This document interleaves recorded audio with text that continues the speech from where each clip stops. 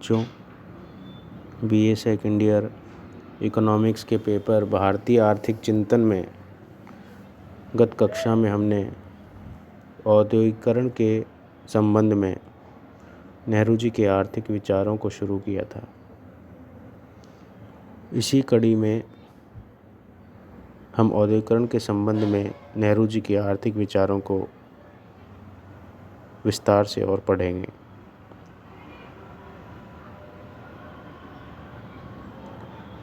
नेहरू जी ने सार्वजनिक व निजी क्षेत्र दोनों के सह अस्तित्व पर बल दिया। इनके इस मिश्रित अर्थव्यवस्था के स्वरूप की विस्तृत विवेचना प्रत्येक लेख में हमेशा की जाती रही है। उनके द्वारा तीव्र औद्योगिकरण पर दिया गया बल प्रथम 3 पंचवर्षीय योजनाओं और 1948 और 1956 की औद्योगिक नीतियों में परिलक्षित होता है। उल्लेखनीय है कि प्रथम पंचवर्षीय योजना वस्तुतः परियोजनाओं का एकत्रीकरण व योजना अवधि में अनुपालन मंत्र थी। यह द्वितीय पंचवर्षीय योजना ही थी जो आधुनिकीकरण व विकास की व्यूह रचना को व्यक्त करती है। तीसरी पंचवर्षीय योजना द्वितीय पंचवर्षीय योजना के विस्तार पथ को दर्शाती है। इसी प्रकार 1948 की औद्योगिक नीति भारत में मिश्रित अर्थव्यवस्था का परिचय, उद्योगों के और वर्गीकरण व उन पर नियंत्रण के माध्यम से कराती है। वस्तुतः 1956 की औद्योगिक नीति नेहरू की औद्योगिकरण की संकल्पना की द्योतक है। यह द्वितीय पंचवर्षीय योजना में औद्योगिक विकास की रूपरेखा का आधार भी है। 1956 की औद्योगिक नीति के संबंध में नेहरू जी ने 1954 में समाजवादी पद्धति पर आधारित समाज को आधारभूत सामाजिक और आर्थिक नीतियों के रूप में स्वीकार किया। 1956 में दूसरी पंचवर्षीय योजना भी प्रारंभ हो चुकी थी।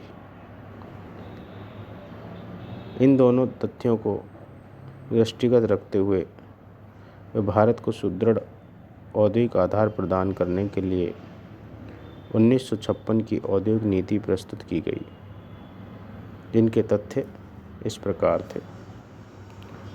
पहला तथ्य था उद्योगों का वर्गीकरण। इस प्रस्ताव में उद्योगों को 3 वर्गों में विभाजित किया गया था।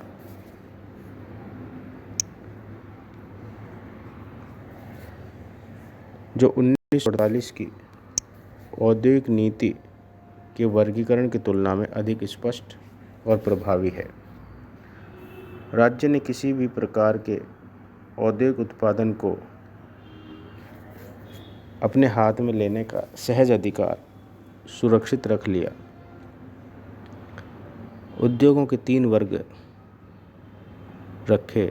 पहला, ऐसे उद्योग जिनका पूर्ण दायित्व राज्य पर हो। दूसरा वर्ग, ऐसे उद्योग जिन पर राज्य का अधिकार बढ़ता जाएगा और जिनमें साधारणतः राज्य नए उद्यमों की स्थापना करेगा, किंतु निजी क्षेत्र से यह आशा की जाएगी कि वह उनके संचालन में राज्य की सहायता करेगा। तीसरा वर्ग में वे सभी उद्योग और उनके भावी विकास को सामान्यतः निजी क्षेत्र पर छोड़ दिया जाएगा। प्रथम वर्ग में 17 उद्योग शामिल किए गए, जैसे अस्त्र शस्त्र, अणुशक्ति, लोहा इस्पात, भारी संयंत्र मशीनरी, लोहा इस्पात की भारी ढिलाई व तैयारी, भारी बिजली के संयंत्र, कोयला, लिग्नाइट आदि। द्वितीय वर्ग में 12 उद्योग शामिल किए गए, जैसे एल्युमिनियम और अन्य अलौह धातुएं, जिन्हें प्रथम वर्ग में नहीं रखा गया था, मशीनी औजार, लौह मिश्रित धातुएं, औजारी इस्पात आदि। उल्लेखनीय है कि औद्योगिक नीति के अंतर्गत तीनों वर्गों में प्रतिद्वंद्विता के स्थान पर परस्पर सहयोग की भावना पर बल दिया गया। औद्योगिक नीति के अंतर्गत ये वर्ग विभाजन से स्पष्ट है कि सभी आधारभूत उद्योग सार्वजनिक क्षेत्र के अंतर्गत ही रखे गए। क्षेत्रीय असंतुलन को दूर करने पर बल दिया गया। विभेदक कर तथा प्रत्यक्ष अनुदान का प्रस्ताव रखा गया। इस प्रकार 1956 की औद्योगिक नीति नेहरू की तीव्र औद्योगिकरण की संकल्पना का प्रतीक है। दूसरी पंचवर्षीय योजना के निर्माण के लिए नेहरू ने प्रसिद्ध अर्थशास्त्री महालनोबिस को आमंत्रित किया। महालनोबिस ने अपने 4 क्षेत्रीय विकास मॉडल के अंतर्गत द्वितीय पंचवर्षीय योजना तैयार की। यह मॉडल भारी उद्योगों के विकास पर आधारित है तथा यह रूस की नियोजन पद्धति का अनुसरण करता हुआ है। मॉडल के अंतर्गत राष्ट्र के आर्थिक विकास का आधार तैयार करने के लिए प्रारंभ में बड़े पैमाने के आधारभूत उद्योगों के विकास पर बल दिया गया है। द्वितीय पंचवर्षीय योजना इस प्रकार नेहरू की आर्थिक विचारधारा के अनुरूप ही है। दूसरी पंचवर्षीय योजना में उपभोक्ता वस्तु क्षेत्र को लघु व कुटीर उद्योगों पर छोड़ा गया है।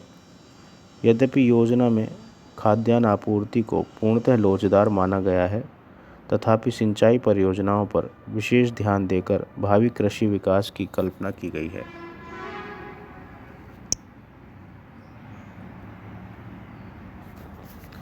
कृषि विकास के संबंध में नेहरू जी ने विचार व्यक्त किए। नेहरू ने राष्ट्र की दीर्घकालीन आर्थिक वृद्धि पर बल दिया। उन्होंने केवल औद्योगिकरण पर ही ध्यान नहीं दिया, बल्कि भारत के कृषि विकास पर भी ध्यान दिया। कृषि को भी नेहरू आधुनिक कृषि के रूप में परिवर्तित करना चाहते थे। स्वाधीनता प्राप्ति से पूर्व भी नेहरू ने जमींदारी प्रथा का प्रबल विरोध किया था। अनुपस्थित भूस्वामी अर्थात ऐसे भूस्वामी जो स्वयं खेती नहीं करते थे, नेहरू की दृष्टि से शोषण के प्रतीक हैं। उनका स्पष्ट मत था कि वर्तमान भूधारण व्यवस्था समाप्त की जानी चाहिए तथा किसान व सरकार के मध्य सीधा संबंध होना चाहिए। नेहरू ने जमींदारी प्रथा का विरोध केवल शोषण व असमानता को लेकर ही नहीं, बल्कि उनका स्पष्ट मत था कि जमींदारी प्रथा अधिक उत्पादकता व अधिक उत्पादन के लिए व्यवहारिक बाधा भी है। उत्पादन में तीव्र वृद्धि और उसका अधिक समान वितरण भारतीय समाज की 2 मूलभूत आवश्यकताएं हैं। नेहरू जी का स्पष्ट मत था कि भारत में भूमि की समस्या एक गंभीर समस्या है तथा इसका कोई भी समाधान हमारी कृषि व भूधारण व्यवस्था में क्रांतिकारी परिवर्तन के बिना नहीं खोजा जा सकता। नेहरू ने भारत में भूमि समस्या को ऐतिहासिक दृष्टि से देखा, समझा व प्रस्तुत किया। इस संदर्भ में उन्होंने कुछ विचार व्यक्त किए। पहला, भूस्वामित्व उत्पादकता वृद्धि में प्रमुख बाधा है। देश में जनसंख्या बहुत अधिक है और उसके अनुपात में भूमि बहुत कम है। यह भारत की भू नीति का केंद्र बिंदु होना चाहिए। नेहरू जी ने जमींदार व जागीरदारों को बिगड़े हुए बच्चे कहा। उन्होंने अपने आप को बौद्धिक दृष्टि से कमज़ोर बना लिया। उन्होंने अपने क्षेत्र के लिए कुछ भी नहीं किया है। लोगों की ज़मीन पर अपने को परजीवी मान लिया, ऐसा नेहरू जी का कथन था।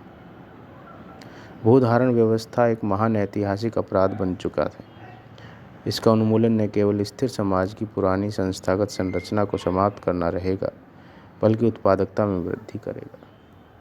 दूसरा विचार था, पूंजी की कमी व कृषि तकनीक के समुचित प्रयोग के प्रोत्साहन के लिए कृषि अधिकाधिक रूप में सहकारिता के आधार पर की जानी चाहिए। यह सहकारी कृषि व्यक्ति मिलकर भी कर सकते हैं, जिसमें भू स्वामित्व अलग अलग बना रहेगा, तथा संयुक्त स्वामित्व में भी कर सकते हैं। यहाँ ज्ञातव्य है कि नेहरू ने सामूहिक कृषि केवल बेकार भूमि पर कृषि करने की स्थिति में कहीं हो, अन्यथा उन्होंने भारत के लिए सहकारी कृषि ही उपयुक्त बताई है। उन्होंने लिखा है कि वर्तमान परिस्थिति में मैं नहीं समझता कि भारत में सामूहिक कृषि उचित है। नेहरू ने बिना किसी मध्यवर्ती के छोटी छोटी जोतों पर आधारित कृषि को प्राथमिकता प्रदान की। नेहरू की यह विचारधारा वस्तुतः व्यक्तिवाद व समाजवाद के मध्य एक समझौता है। राज्य को किसानों की आवश्यकता की स्थिति में ही सहायता करनी चाहिए।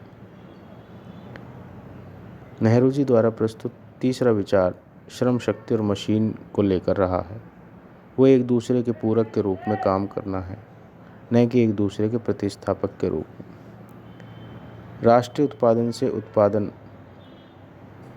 राष्ट्रीय श्रम शक्ति के प्रयोगों को महत्ता दी जानी चाहिए। नेहरू जी के अनुसार अन्य देशों में अपनाए गए कृषि विकास के मॉडल भारतीय परिस्थितियों में उपयुक्त नहीं हैं। साधनों की उपलब्धता को दृष्टिगत रखते हुए हमें कृषि विकास की अपनी व्यूह रचना विकसित करनी होगी। नेहरू जी के अनुसार श्रम शक्ति तथा मशीन के मध्य मूर्खतापूर्ण तुलना की जाती है। यदि एक मशीन वास्तव में 1000 या 10,000 श्रमिकों के बराबर काम कर सकती है, तो ऐसा करने पर 10,000 आदमी बेकार हो जाते हैं या भूखे मरते हैं, तो मशीन का प्रयोग सामाजिक लाभ नहीं होगा।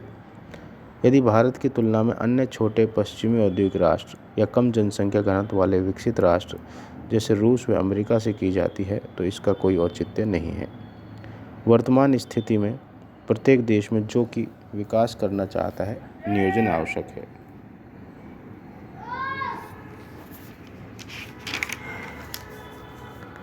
चौथा विचार था जनसंख्या दबाव से संबंधित। कृषि पर बढ़ते हुए जनसंख्या दबाव से नेहरू अनभिज्ञ नहीं थे।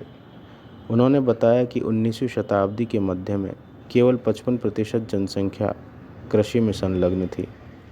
ब्रिटिश सरकार की गलत आर्थिक नीतियों का परिणाम है कि कृषि पर जनसंख्या का दबाव बढ़ता चला गया।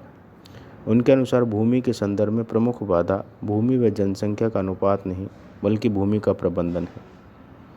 पांचवा विचार था, नेहरू जी का विश्वास था कि खाद्य अर्थव्यवस्था को स्थिरता प्रदान करने और किसान को उचित प्रतिफल दिलाने के लिए समस्त खाद्य व्यापार को धीरे धीरे संस्थागत करने की आवश्यकता है।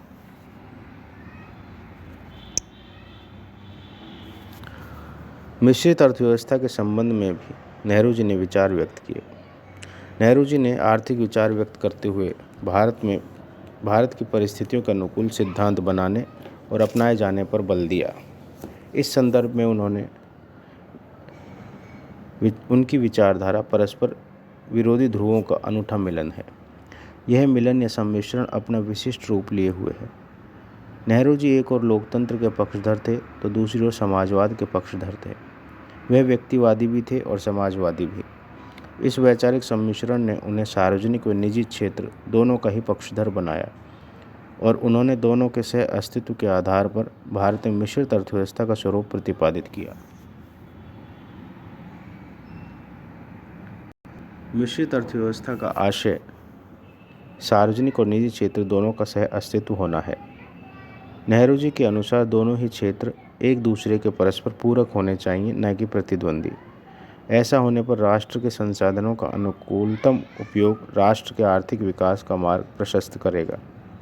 जैसा कि पहले भी स्पष्ट किया जा चुका है, नेहरू ने आधारभूत उद्योग सार्वजनिक क्षेत्र में ही स्थापित करने पर बल दिया और दूसरी ओर लघु व कुटीर उद्योगों का विकास निजी क्षेत्र पर छोड़ने की बात कही।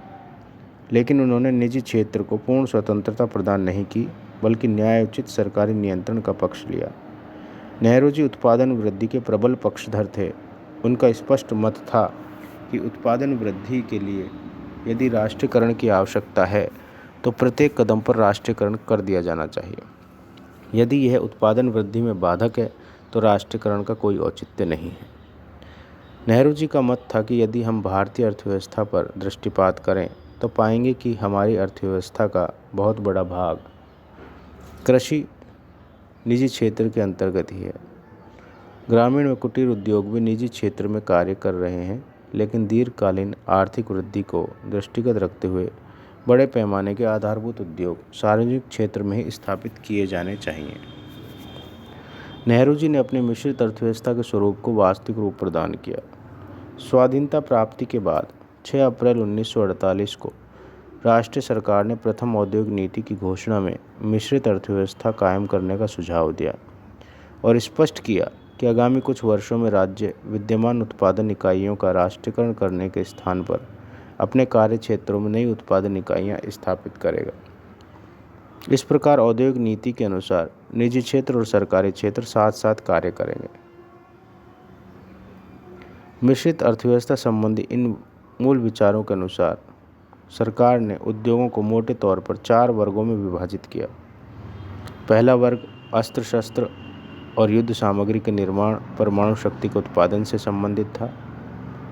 दूसरे वर्ग में जिन उद्योगों को शामिल किया गया, कोयला, लोहा, इस्पात, वायुयान निर्माण, पोत निर्माण, टेलीफोन निर्माण आदि थे। राज्य सरकार किसी भी औद्योगिक इकाइयों को अपने स्वामित्व अधीन कर सकती है। तीसरे वर्ग में उन मूलभूत महत्व के उद्योगों को सम्मिलित किया गया जिनका आयोजन और नियमन केंद्र सरकार द्वारा स्वयं करना आवश्यक समझती थी। इसमें कुछ महत्वपूर्ण आधारभूत उद्योगों को शामिल किया गया। यह संकेत किया गया कि उक्त सूची अंतिम सूची नहीं है।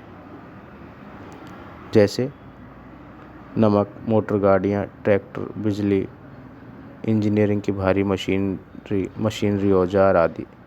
यदि आवश्यकता हुई तो और भी उद्योग इस वर्ग में शामिल किए जा सकते हैं। चौथे वर्ग में औद्योगिक क्षेत्र के शेष उद्योगों को शामिल किया गया। इन उद्योगों में निजी और सहकारी उद्यम स्वतंत्र रूप से कार्य कर सकता है। इस प्रकार स्पष्ट है, स्वतंत्र भारत में मिश्रित अर्थव्यवस्था को अपनाया गया और 1956 की औद्योगिक नीति में भी अर्थव्यवस्था का स्वरूप मिश्रित ही था।